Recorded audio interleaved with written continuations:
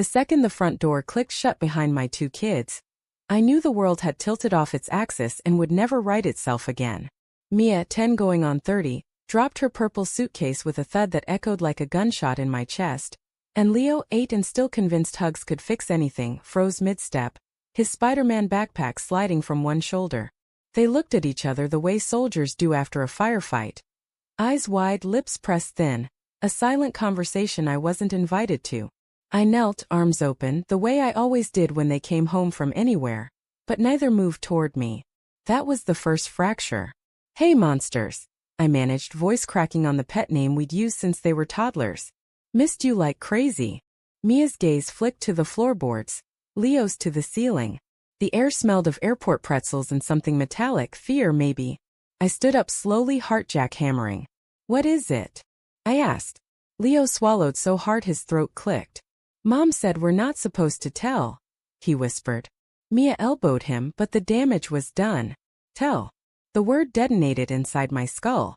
I'd waved them off 10 days earlier with the same stupid grin I'd worn for 15 years of marriage. Sarah had planned the whole thing.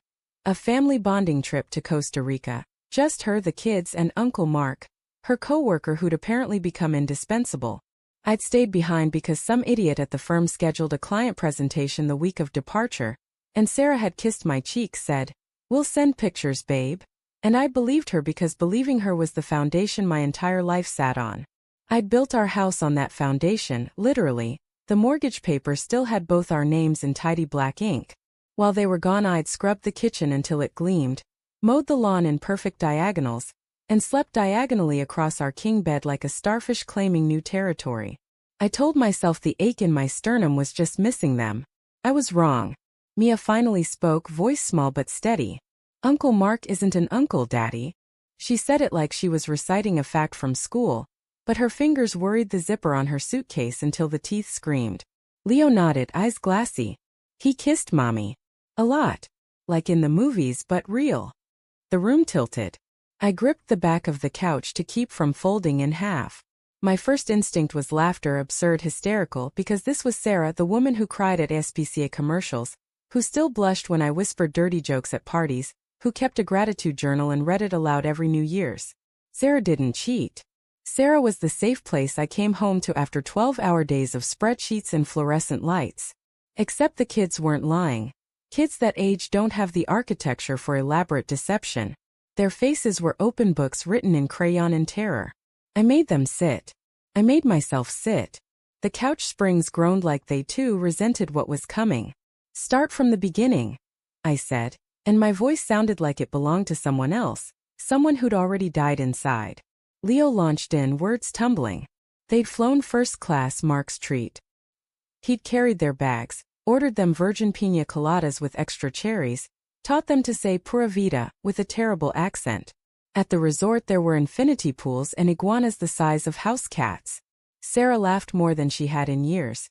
Her shoulders loosened in a way I hadn't seen since before the kids, before the minivan, before the slow erosion of date nights into grocery runs.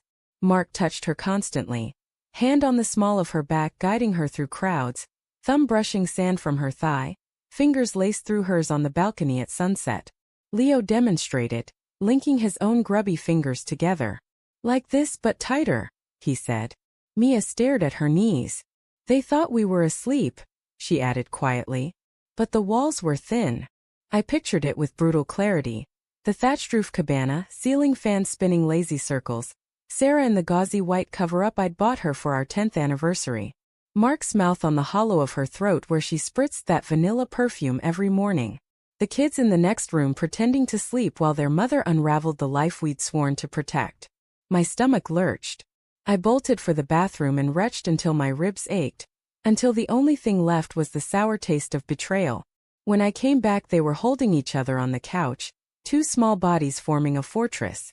I wanted to rage, to demand every detail until the images scorched themselves into permanence, but they looked so breakable. Instead I asked the question that terrified me most. "Do you still love Mommy?" Mia's answer was instant. "Yes." Leo's took longer. He picked at a scab on his elbow. "But I love you too, and I don't want you to be sad forever." Forever. The word lodged in my throat like a fishbone. That night I tucked them in separately, something we hadn't done since they were toddlers, because neither wanted to sleep apart from me yet neither wanted to leave the other's side. I lay between them on Mia's narrow bed, our 3 heartbeats sinking in the dark. Leo's hand found mine under the covers. Mia's head burrowed into my armpit. I stared at the glow-in-the-dark stars Sarah had stuck to the ceiling years ago and felt them mocking me. Fixed points in a universe that had just gone supernova. Sarah's key turned in the lock at 11:47 p.m. I'd been watching the clock like a man awaiting execution. She breezed in, smelling of airplane and coconut sunscreen. Hair in the messy bun. I used to call her sexy librarian look. "Babe," she called softly, toeing off her sandals. I met her in the hallway, kids asleep behind me, and the look on my face must have been atomic because she stopped dead. "What's wrong?" she asked, but her eyes already knew. I didn't yell. I couldn't. My voice came out flat, almost curious.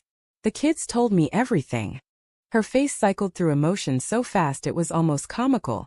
Confusion, recognition, guilt, defiance, grief. She reached for me. I stepped back. "Don't," I said. The single word cracked like ice. We talked until the sky outside turned dishwater gray. Not argued, talked in the way you do when the stakes are your children's sense of home. She cried, but not the pretty kind. Snot and hiccups and mascara tracks that made her look like a raccoon who'd lost a fight. She said Mark made her feel seen, that our life had become a checklist, lunchboxes, orthodontist appointments, sex on birthdays if we remembered. She said she never meant for it to happen, that Costa Rica was supposed to be a fling. A last gasp of youth before 40 loomed. She said she was going to end it. She said she loved me. I believed exactly none of it and all of it at once. The kids woke to pancakes and forced normalcy. I flipped bacon while Sarah poured orange juice with shaking hands. We smiled the brittle smiles of people balancing on a fault line. Mia asked if we were getting divorced. Leo asked if Uncle Mark was still coming to his birthday party. Sarah and I exchanged a look that contained 15 years of history and 0 answers. I told them nothing was decided, that grown-up problems were like puzzles and sometimes took time. Leo accepted this. Mia narrowed her eyes the way she does when she smells bullshit. Smart kid. Days bled into weeks. I moved into the guest room that smelled of dust and unused dreams. Sarah slept on the couch, claiming she couldn't bear our bed without me. We scheduled a therapist, couples, individual, family, the whole buffet. Mark texted once. I blocked the number without reading past. "I'm sorry." The kids oscillated between clingy and distant, drawing pictures of our family with increasingly larger gaps between the stick figures. I gained 10 pounds stress eating cereal at 2 a.m. and lost the ability to taste anything but salt. One night Mia crawled into my bed long after midnight. "Daddy," she whispered. "Are you going to leave?" I pulled her close, felt her bird bones under the blanket. "Never you," I said. "Never Leo. The rest we'll figure out." She was quiet so long I thought she'd fallen asleep. Then, "Mommy says she's sorry every day. She cries in the shower." I closed my eyes against the image. "I know, Peanut. Do you still love her?" The question hung like a blade. I thought of Sarah at 23. Laughing so hard wine came out her nose at our first apartment's leaky faucet. I thought of her swollen with each pregnancy, humming off-key to the babies in her belly. I thought of her lips on another man under a foreign moon. "Love's complicated," I said finally. "But it doesn't disappear just because it's broken." Acceptance didn't arrive in a lightning bolt. It seeped in like damp through drywall. I caught Sarah watching, really watching me fold laundry one afternoon. Her face soft with something that might have been remorse or might have been nostalgia. We started talking about logistics, custody schedules, finances, whether to sell the house with the swing set Leo had outgrown but refused to abandon. We agreed the kids would never again be pawns in adult mistakes. We agreed Mark was gone for good. We agreed therapy was non-negotiable. We did not agree on whether we still existed. Some nights I still wake at 3:14 a.m., the exact minute their plane landed back home, and feel the fracture all over again. But the edges have stopped bleeding. The kids laugh in full sentences now.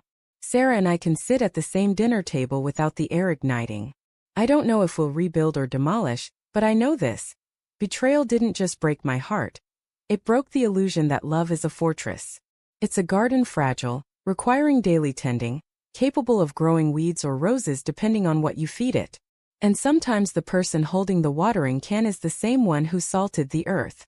Forgiveness isn't absolution. It's choosing to replant anyway. Fingers in the dirt, praying the roots take. The kids start school next week.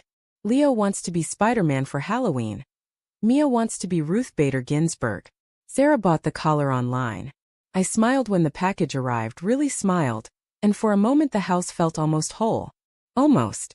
The truth is, some cracks let the light in, and some let the dark out, and you don't know which until years later when you look back and see what grew in the fissures. I used to think trust was a monolith. Now I know it's a mosaic. Shattered pieces you can either sweep away or fit back together, jagged edges and all. My kids taught me that the day they came home carrying secrets too heavy for their small hands. They handed me the shards and said, "Fix it, Daddy." I'm still trying. Some days the picture looks nothing like it used to. Some days it looks better. Either way, it's ours. And that's the only truth that still stands when everything else has fallen. Love, like people, is messy and mortal and worth the ache of reconstruction.